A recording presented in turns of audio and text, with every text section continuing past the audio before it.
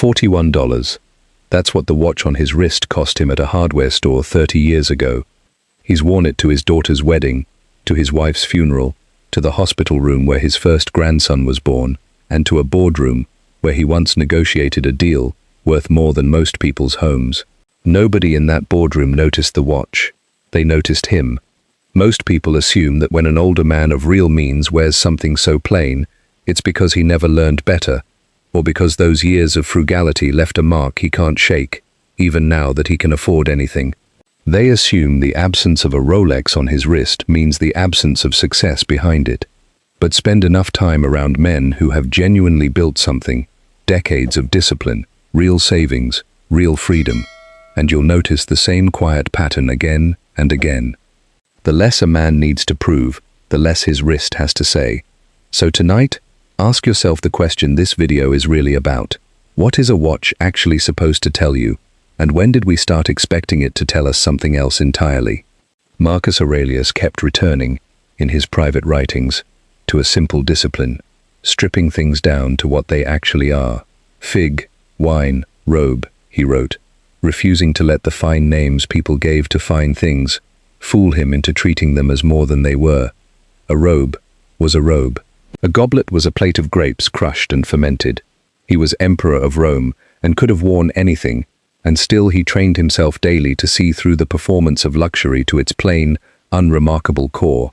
A watch, stripped down to what it actually is, tells the time. Everything beyond that is a story someone is paying a great deal of money to have other people believe about him. This is the exact shift that happens in a man somewhere between his working years and his retirement years, if he's paying attention. In his 30s and 40s, a watch wasn't just a watch. It was a signal, proof to colleagues, clients, even to himself, that he belonged in the room. Behavioral economists call part of this the endowment effect, but there's a simpler cousin of it at work here too. We tend to value things partly for what they communicate about us to others, not just for their function. A younger man, still building his identity in the eyes of the world, leans on that signal because he hasn't yet built enough internal certainty to go without it. But somewhere around retirement, the audience changes. The colleagues who needed convincing are gone. The clients who once required reassurance no longer call. What's left is mostly just his own family, his own conscience, and his own long, unhurried mornings. And in that quiet, the signal starts to feel less like confidence and more like a costume with nobody left to perform for. Consider the man whose old friend from his working days shows up to a reunion wearing a watch that costs more than a modest used car. There's a flicker of the old instinct, the part of him that, decades ago, might have felt a pang of comparison. But now he just shakes his friend's hand, asks about his grandchildren, and doesn't think about the watch again. Epictetus taught that some things are within our control, and some are not, and that peace begins the moment we stop investing energy in the ones that aren't. What another man wears on his wrist was never his business to begin with. What matters is how he spends the years he has left, and nothing about that requires comparison. Fidelity's retirement research and repeated Federal Reserve surveys point to the same finding, decade after decade. Many of the households with the deepest savings are the ones that would never stand out at a glance. Not because those men can't afford visible luxury, but because visible luxury stopped answering any question they were actually asking. Hedonic adaptation explains part of why. A new watch feels remarkable for a matter of weeks, and then it simply becomes the thing on his wrist he no longer notices, exactly like the one it replaced. A man who has lived through this cycle a few times over the decades stops expecting the next purchase to feel any different, because he's already tested that promise and found it empty. There's a version of this that plays out even within families. A grandson, eager to make an impression at his first real job, saves for months to buy a watch he can't quite afford, hoping it will make him look successful before he actually is. His grandfather doesn't lecture him. He simply mentions, almost in passing, that the watch he's worn every day for 30 years cost less than a tank of gas, and that nobody has ever once questioned whether he'd made it. That single sentence, delivered without judgment, often does more than any lecture ever could, because it isn't a rule being handed down, it's a life being lived in front of him. He isn't afraid of spending money. He refuses to let an object decide what he's worth. Real wealth begins where the need to impress ends. The wisest senior men protect their peace before they protect their pride, and pride, more often than we'd like to admit, is exactly what sits on the wrist when the watch costs more than it needs to. What he wears has stopped being a message to the world. It has become, instead, one more small piece of evidence, to himself, in his own quiet moments, that he no longer needs the world's approval to know what he's built. There's a particular kind of test that shows up at every class reunion, every retirement dinner, every gathering of old colleagues who haven't seen each other in years. Someone always arrives dressed like proof. The watch, the shoes, the car keys set deliberately on the table, where everyone can see the logo. And for a moment, in the handshake and small talk, there's a flicker of the old comparison instinct, the one built into nearly every man from decades of measuring himself against the room. Prospect theory, the framework Daniel Kahneman built much of his career around, explains part of why that flicker never fully goes away, even in men who've made peace with simplicity. We're wired to evaluate our own position relative to others, not in isolation. The difference in a wise senior man isn't that the instinct disappears, it's that he's learned to notice it, let it pass through him like weather, and return his attention to the conversation instead of the wrist across the table. Consider a different kind of man, one who spent 35 years as a plant supervisor, never made more than a modest salary, but saved with a discipline that would embarrass most people who earned 3 times what he did.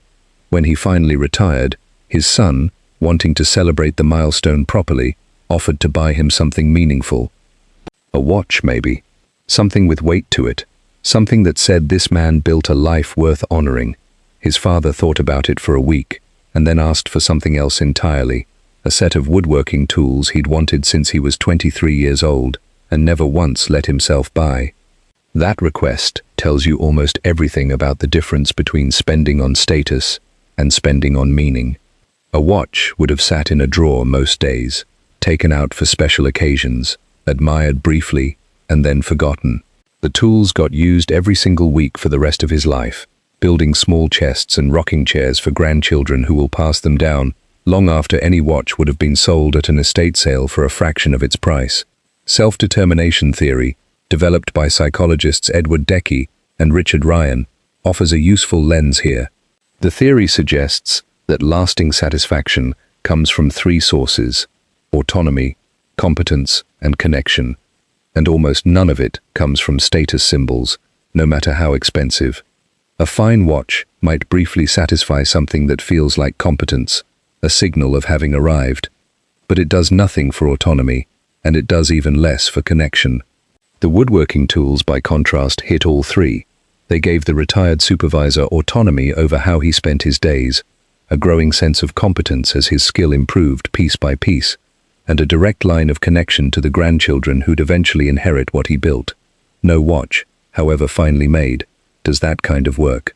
There's also a version of this lesson that arrives through loss rather than choice. A widower in his late 70s once described going through his late wife's jewelry box, expecting the task to be difficult in ways related to money, deciding what was valuable, what should go to which daughter, what might need appraising. Instead, what struck him was how little any of that mattered once she was gone. The pieces she'd worn most, it turned out, weren't the expensive ones at all. They were a plain gold band, a small pendant their daughter made in grade school, and a watch, so ordinary, he'd nearly forgotten she owned it, worn on ordinary Tuesdays for 20 years. The endowment effect explains why we tend to overvalue things simply because we possess them. But grief, strangely, does the opposite. It strips false value away with brutal efficiency and leaves only what actually mattered, which is almost never the price tag. This is, in its own way, a kind of rehearsal for a lesson every wise senior man eventually reaches on his own terms, without needing to wait for loss to teach it to him. Seneca wrote about this directly, urging his friend Lucilius to imagine his own funeral as a way of clarifying what actually deserved his attention while he still had time. It's an uncomfortable exercise, and Seneca knew that. But he also knew that nothing clarifies value quite like imagining its absence. Ask any man what he'd want people to remember at his own funeral, and not one of them, in the history of funerals, has ever said, "I wish they'd mentioned the watch."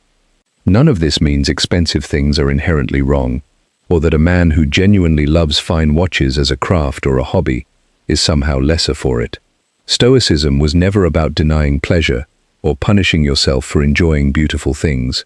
Marcus Aurelius himself lived in genuine comfort, surrounded by fine craftsmanship, without contradiction. The distinction that matters isn't the object itself, it's the motive sitting quietly behind the purchase. A man who buys a fine watch because he spent decades appreciating mechanical engineering, because the craftsmanship genuinely moves him, is spending from a place of authentic interest. A man who buys the same watch because he's terrified of being mistaken for someone who didn't succeed, is spending from fear, dressed up as taste. The watch looks identical on both wrists. The piece behind it does not. This is where present bias and loss aversion tend to work together in ways worth naming plainly. Present bias tells a man that the discomfort of walking past that watch case, today, right now, feels bigger than any future satisfaction the savings might eventually provide.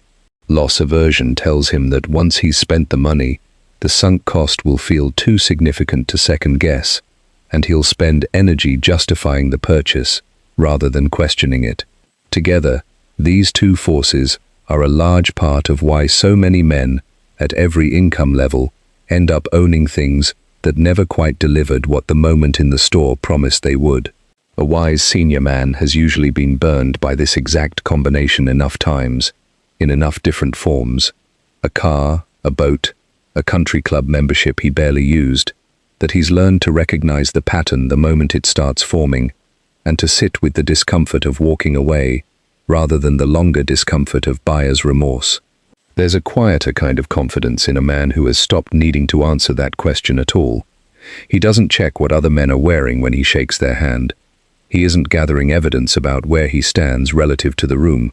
He already knows where he stands, because he's spent 40 years building the kind of life that doesn't require a wrist to announce it. And that knowledge, hard-won and entirely private, is worth more than anything sold behind glass in a jewelry case. A peaceful life is the greatest return on investment any man will ever make, and no watch, however fine, has ever purchased a single hour of it. So tonight, look down at your own wrist, or wherever your eyes land when you think about the things you own. Ask honestly, is this here because it serves you, or because it once needed to speak for you? If this reached something in you, share in the comments what true wealth means to you today, or the object you finally stopped needing to prove yourself. If you know another man who's learned this same lesson the long way, send this to him. And if these reflections are useful to you, consider subscribing for more. Seek wisdom, protect your peace, leave a legacy.